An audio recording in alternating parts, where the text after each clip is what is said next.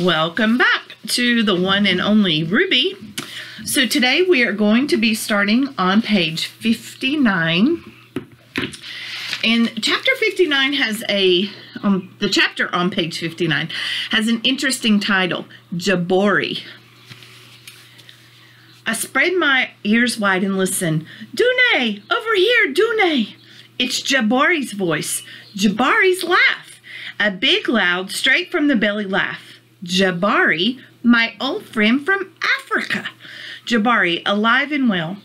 At last I see him, tall and slender and smiling ear to ear, waving and jumping to be sure I see him. He's holding a map of the park and wearing a baseball cap, like lots of the visitors. But Jabari isn't just any visitors. Jabari saved my life. He cared for me when I was just a tiny, orphaned baby. He named me Dune, too. So we just figured out who Jabari is and why he is calling Ruby Dune, because he saved her when she was an orphaned little baby, and that was the name he gave her. And here's a picture of him holding the map and wearing the ball cap. My mother had called me Naya, but Jabari didn't know that, of course. Both of these names got left behind in Africa like so many things. I trumpet like crazy and dance around and do everything I can to say hello. So now we know 3 names for this elephant: Ruby, Dune, and Naya. So she's been called 3 different things. And of course, if we think about it, an elephant can't tell you their name. So each time she was with a different group of people, they named her something else.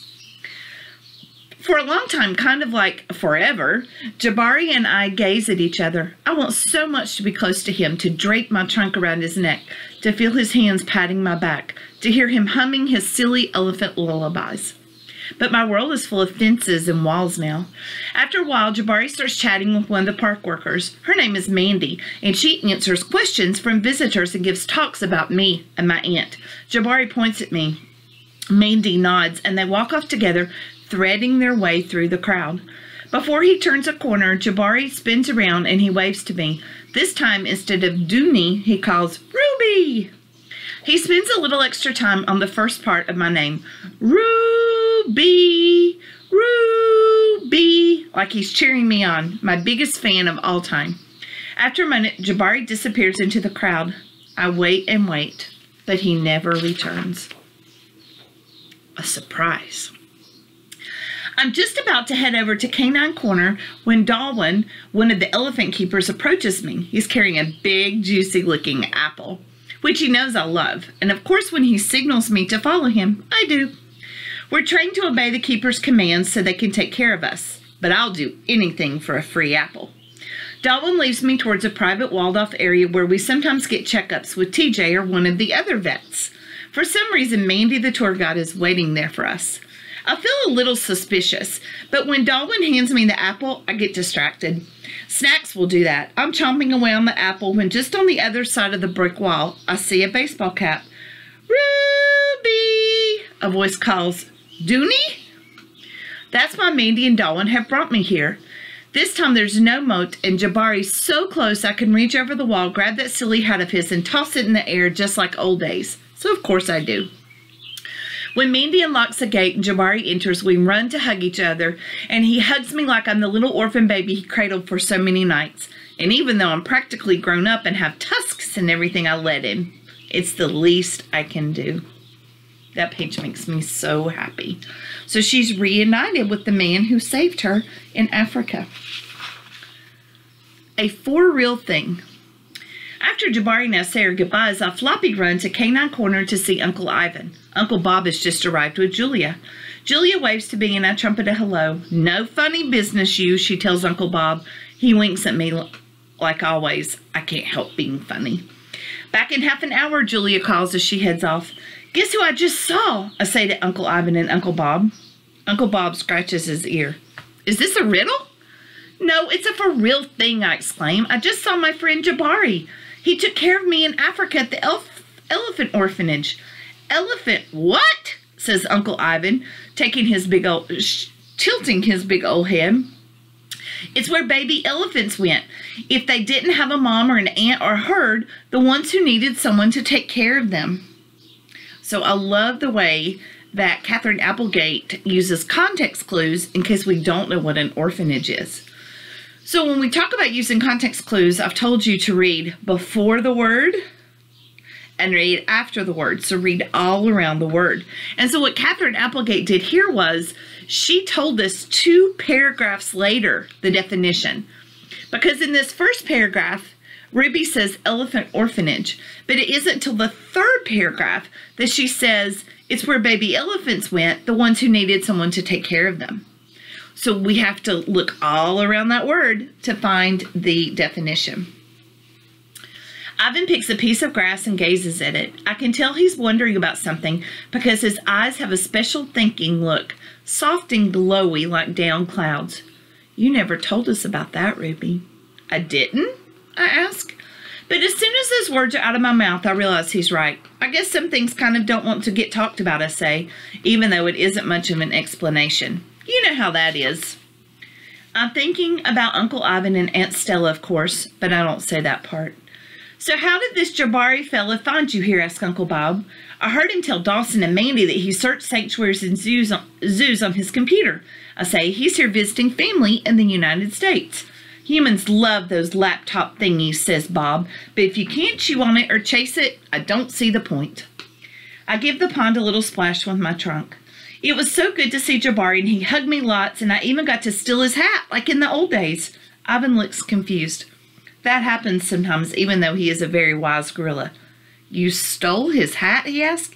It was our way of saying hello, I explained. I would wrap my trunk around his shoulder, and then when he didn't suspect anything, I would grab his hat with my trunk and make it fly through the air like a weird bird. And he liked this routine, Uncle Bob asked. It made him laugh. Jabari laughs a lot, I paused. When I heard it today, I all of a sudden realized how much I missed it in him. It made me so happy, and then out of nowhere, I felt this frozen place and start to melt a little. I guess it was always there, but somehow I didn't realize it. And now I'm crying, and I don't even really know why. So I want to ask you a question. Have you ever cried and you didn't really know why? I know I have. Help! Uncle Bob is pacing back and forth, and Uncle Ivan and Aunt Kenyani look like they're going to leap over the wall separating us. Ruby, Uncle Ivan calls, please don't cry. Please, what's wrong? I swallow a sob. I don't know. Seeing Jabari made me happy, but it also made me sad because I started remembering things. Take a deep breath and think about pineapples, Aunt Kenyani advises. That always helps me. I do as she says, but I do not really like pineapples, so I am still sad. So I want you to think about, what do you think about that's special to you that helps you stop crying? For Aunt Kenyani, it's pineapples. Ruby tried it, but it wasn't her thing. Why don't you tell us more about your time in Africa, Uncle Bob suggests. Maybe that would make you feel better. More good advice from Bob, Aunt Kenyani shakes her head. I am positively flummoxed. I'll take that as a compliment, says Bob. Go ahead, Ruby, says Uncle Ivan. He sends me an encouraging smile. Tell us about Jabari and the orphanage. I take another deep breath. I think of pineapples one more time, but this still doesn't help. So I begin. And there's Bob sitting on a pineapple. My first day. Do you remember what it was like when you were just born, I ask? Uncle Bob and Aunt Kenyani shake their heads. To tell the truth, I have trouble remembering yesterday, Uncle Ivan says. Although I think I had 7 bananas for breakfast. It was 9, dear, says Kenyani. Well, I remember everything, I say. I sniffle, but talking is making me feel a little better already. I remember lying on the hard ground and blinking at the brightness, even though it was hidden under my mama, and it was the middle of the night. Whoa, says Uncle Bob. Elephants really do have great memories. Everyone in my herd was there, I add. I remember a forest of gray legs surrounding me, and all the trunks nuzzling me to say, welcome, little one. I even remember my big brother Wreath running in circles asking if I wanted to play chase. It took a little bit of time to figure out I had 4 legs. Mama trunk boosted me, helping me while I tried to get my balance. My legs wobbled, but I was standing. Amazing, said Uncle Ivan. It takes human babies around a year to learn to walk.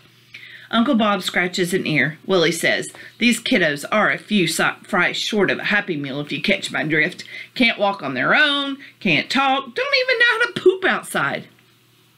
It feels good to smile. Yeah, elephant babies rule, I say. I wish you could have been there. Everybody in the herd was so happy to see me. When Mama announced that my name would be Naya, there was lots of rumbling and trumpeting and ear flapping. That memory makes me sigh.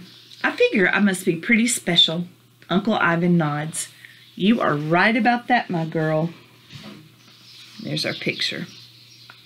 And I agree with that too. I think Ruby's very special.